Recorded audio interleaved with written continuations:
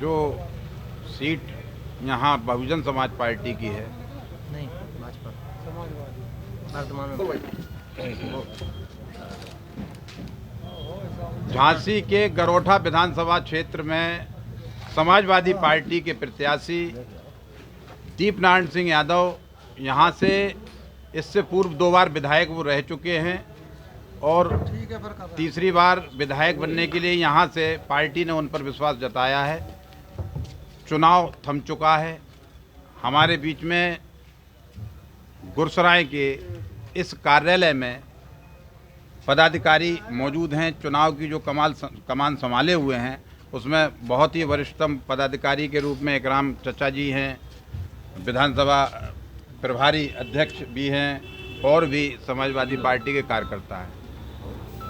चुनाव की तैयारियां कैसी रहीं और अब ये 2 दिनों में कैसे पासा पलटा जाए या क्या तैयारी आपकी हैं, एकराम जी बताइए। समाजवादी पार्टी जो है कार्यकर्ताओं और संगठन की दम पे चुनाव लड़ रही है, क्योंकि दीपनारायण सिंह यादव लगातार कार्यकर्ताओं के, गांव के, नगर के संपर्क में रहे हैं। हमेशा ज़रूरतमंदों की ज़रूरत के समय, परेशानी के समय हमेशा साथ देते रहे हैं। और तो और इसी क्षेत्र की 1001 लड़कियों की शादी भी कर चुके हैं। तो उनका तो समाज के प्रति और समाज सेवा के प्रति समर्पण रहा है। उसी को देखते हुए जन सैलाब उमड़ रहा है और हमने, जैसा हमें समझ में आ रहा है, पिछली दफ़ा से कहीं बहुत अधिक समर्थन प्राप्त हो रहा है और आशा नहीं, पूरी विश्वास के साथ कहता हूँ कि समाजवादी पार्टी गरोठा विधानसभा से चुनाव जीतेगी और दीपनारायण सिंह यादव यहाँ से विधायक बनेंगे। दीपनारायण जी पुनः विधायक बनेंगे, ये तैयारियां कार्यकर्ता और पदाधिकारी बता रहे हैं। मैं पूछना चाहता हूं प्रभारी कि पिछले चुनाव में इतना सब आपके कार्यकाल में यहाँ की विकास की जो गंगा बहाई गई थी, उसके बावजूद आप चुनाव में धराशायी हुए, तो वो कैसे आपने अपना उसमें सुधार किया या जो कमज़ोर पिलर थे उनको मजबूत किया, और किस तरह से अब इस बार आप कितने मतों से और किस तरह से विपक्षी को, प्रतिद्वंदी को पछाड़ेंगे? निश्चित रूप से समाजवादी पार्टी से 2 बार विधायक रहे, एक बार विपक्ष में रहे मायावती सरकार में और दूसरी बार अखिलेश जी की सरकार में माननीय दीपनारायण सिंह यादव जी। उन्होंने क्षेत्र का बहुत विकास किया था, चाहे जुझारपुरा बांध परियोजना का काम हो, उसके पहले भी जब सरकार समाजवादी की नहीं थी तो उस समय गुरसाई के लोगों ने उनसे कहा था कि आप जो है यहाँ पर एक महिला डिग्री कॉलेज बनवाइए। तो उन्होंने जो है जैसे ही विधायक बने तो उन्होंने व्यक्तिगत संसाधनों से जो है यहाँ पर महिला डिग्री कॉलेज की स्थापना की, राम मनोहर लोहिया के नाम से। और बहुत सारे काम हैं यहाँ पे, जो सड़कों का जाल बिछा है वो भी माननीय दीपनारायण सिंह यादव की देन है।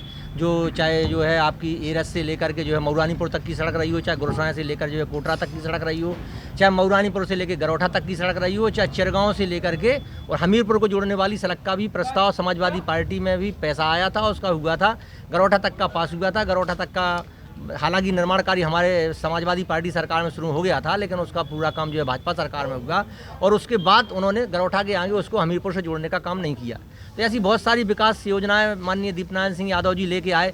चाहे यहाँ पर विद्युत व्यवस्था बड़ी फेल थी, आपने देखा होगा कि जो है बछे पर जो है उन्होंने जो 132 kVA का जो है प्लांट लगाया, धमनौर में सोलर प्लांट लगाया। बहुत सारी, मैं वही कह रहा हूँ, जो आप जो ये लगातार बता रहे हैं आप, विकास की योजनाओं की जो श्रृंखला है वो अपने चंद संक्षिप्त समय में पूरी नहीं हो पाएगी, वो बहुत लंबी है। फिर मैं आपकी विकास की जनता के बीच में, आपने यही बात जनता भी समझ रही है कहीं ना कहीं, तो अब मैं ये जानना चाहता हूँ। आपने जो कहा है उसके संबंध में हमारा ये कहना है कि चूंकि वो चुनाव के बाद तुरंत भारतीय जनता पार्टी के लोगों ने बहुत बड़े सपने दिखाए थे, जाति आधार पर बहुत सारे मुख्यमंत्री यहाँ पे उतारे थे, तो कहीं उन्होंने जाति आंकड़े से लेकर के कभी विकास के झूठे सपने दिखा करके 5 साल में इस गरोठा विधानसभा क्या पूरे उत्तर प्रदेश की जनता ने ये देखा है कि उन्होंने जो भी वादे किए थे या जो भी घोषणाएं की थी वो धरातल पर कहीं नहीं थी, वो सिर्फ दवा स्वप्न थे, कोरे स्वप्न थे। उन स्वप्नों के आधार पर जनता ने जो है तुलनात्मक अध्ययन किया माननीय दीपनारायण सिंह के 10 साल के कार्यकाल का और वर्तमान में जवाहरलाल राजपूत जी के 5 साल के कार्यकाल का।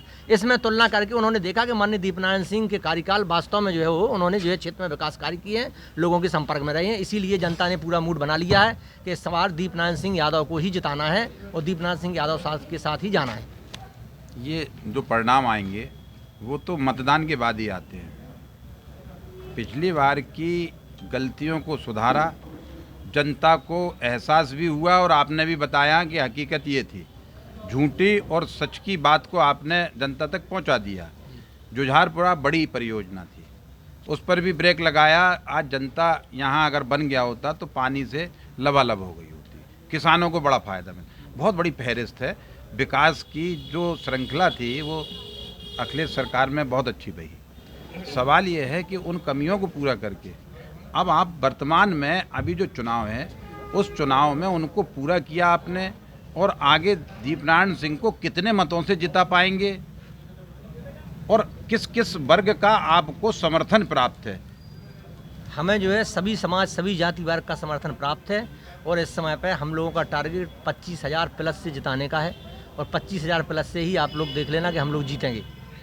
आपका समथर क्षेत्र हमेशा कमज़ोर रहा। इस बार यहाँ के एक कांग्रेस के बड़े दिग्गज मंत्री और कई बार विधायक रहे हो, उनकी स्थिति क्या है? अक्सर उनके आशीर्वाद से या उनके इशारे पे यहाँ के परिणाम बदल जाया करते थे। इस बार उनकी भूमिका चुनाव में क्या रही? उनकी भूमिका देखिए, वो चूँकि बड़े नेता हैं और इस क्षेत्र से कई बार विधायक रह चुके हैं, उनके अंदर की बात तो हम नहीं बता सकते हैं, लेकिन वो निश्चित रूप से कांग्रेस के लीडर रहे हैं और कांग्रेस का उन्होंने प्रत्याशी भी उतारा है। अब उनके अंदर की बात क्या है क्या नहीं है इस विषय पर तो हम कोई टिप्पणी नहीं कर सकते हैं उनके मन में क्या है, लेकिन निश्चित रूप से हमें ये है कि विधायक जी ने जो कार्य किए हैं उन कार्यों में जनता भेद करना जानती है और उसने जो है अपना दिमाग से जो है निर्णय लेना सीखा है और वो निश्चित रूप से अंतर करेगी, फर्क करेगी और जो भी अच्छा लगेगा उसको जो है। गरोठा विधानसभा क्षेत्र में एक आपके अकेले अखिलेश यादव नेता ने जिस तरह से यहाँ सभा की इस क्षेत्र में, वो बड़ा संदेश गया। तो क्या उस सभा से ही डरकर विपक्ष ने अपने केंद्र के दो मंत्री, गृह मंत्री, रक्षा मंत्री और स्वयं मुख्यमंत्री को भी आपने मतलब यहाँ वो सड़क पे चलने को मजबूर हो गए, या ये कहें कि आपकी तैयारियों ने और आपके चुनाव ने उन्हें सड़क पर ला दिया? इस पर क्या कहेंगे? गरोठा विधानसभा क्षेत्र के कार्यकर्ताओं की मेहनत और उनकी कुशल रणनीति और जो है सांगठनिक क्षमता इतनी ज़बरदस्त थी कि हम लोगों की तैयारी को देख करके जो है विपक्षी घबरा गए और उन्होंने जो है देखा कि हम चुनाव पूरी तरह से हार रहे हैं, कहीं पर भी उनके साथ दो लोग भी चलने के लिए तैयार नहीं हैं। तब उन्होंने जो है अपने हाई लेवल पर जो है जो भी सूचनाएं भेजी हों भारतीय जनता पार्टी के लोगों ने, तो वहाँ से बड़े बड़े नेता इस समय माननीय दीपनारायण सिंह यादव जी को घेरने का काम कर रहे हैं। उन्हें अभिमन्यु की तरह घेरा जा रहा है, लेकिन अब वो द्वापर युग की अभिमन्यु नहीं है। उन्होंने 7 द्वार क्रॉस करना जानते हैं, वो 2 बार विधायक भी रह चुके हैं। इस बार निश्चित रूप से अभिमन्यु सफल होंगे, माननीय दीपनारायण सिंह यादव सफल होंगे। मतलब विपक्षियों की रणनीति पर आप साम दाम दंड भेद से पूर्ण रूप से हम तैयार लोगों की हैं पूरी नज़र है और जनता के हित में आप इस चुनाव को जीत के रहेंगे। हम लोगों की पूरी नज़र है उनकी रणनीति पर और उसके सापेक्ष हम लोगों की अच्छी तैयारी है। देखिए, योगी आदित्यनाथ जी का झांसी में आगमन हुआ है, लेकिन आपने शायद एक चीज़ नोट की हो कि उन्होंने मंदिर से शुरुआत की है, जबकि उन्हें कोई अस्पताल या उनके द्वारा कोई कार्य किया गया हो तो वहाँ से शुरुआत होना चाहिए। तो इस पर आप क्या कहेंगे कि मतलब बेरोजगारी के मुद्दे या तमाम तरह के मुद्दे उस पर बात ना करके क्या इस चुनाव को धार्मिकता में लाया जा रहा है? कैसा क्या लगता है आपको? देखिए, जनता जहाँ तक 2 प्रकार से हर व्यक्ति का सोचना होता है, एक तो विवेकात्मक और एक भावनात्मक। तो इन लोगों का काम है भावनात्मक मुद्दों को भड़काना, क्योंकि धरातल पर इनका कोई काम नहीं है। इसलिए कभी ये हिंदू मुस्लिम के नाम पर, कभी जो है जातियों के नाम पर, कभी वर्ग विशेष के नाम पर, कभी क्षेत्रवाद के नाम पर, कभी भारत पाकिस्तान के नाम पर, कभी राष्ट्रवाद के नाम पर लोगों को भड़काने का काम करते हैं। इन लोगों का कोई एजेंडा नहीं है, कोई सोच नहीं हो। यदि इनका एजेंडा है तो आप ये बताइए कि 5 साल में सिर्फ समाजवादी पार्टी सरकार द्वारा जो काम छोड़े गए थे उन्हीं को इन लोगों ने थोड़ा बहुत पूरा किया या रोक लगाई। कहीं जैसे जुझारपुरा बांध है उसको तो ये ठप किए रहे। तो इनका क्या एजेंडा है, ऐसा 5 साल में कहीं पर भी धरातल पर नहीं दिखाई दे रहा है कि भारतीय जनता पार्टी के नेताओं की या उनके मुख्यमंत्री क्या सोच है, क्या वो करना चाहते हैं आगे, क्योंकि क्या रणनीति है। विवेक जनता का शून्य कर देने वाली भारतीय जनता पर आरोप जो लगा रहे हैं आप, आपका कहना है कि भारतीय जनता पार्टी ने हमेशा भावनाओं को भड़काकर, धर्म से जोड़कर इस तरह से जनता को भ्रमित किया और चुनाव को धोखे से जीता, पिछली सरकार बनाई। लेकिन अब उनके ये धोखे, उनका ये झूठ, उनके ये लगातार जनता को झूठे वादे, कोई भी उनका इस तरह का कार्य जनता पर प्रभावी नहीं होगा। जनता विवेक से अपनी जागरूकता के साथ यहाँ मतदान करेगी। यहाँ हम समाजवादी पार्टी कार्यालय में दीप नारायण सिंह यादव के समर्थकों और उनकी टोली चुनाव थम चुका है और अब उनकी रणनीति केवल मतदान के लिए है कि ज़्यादा से ज़्यादा मतदान करा सकें वो और इस विधानसभा से दीप नारायण सिंह को विधायक बना सकें।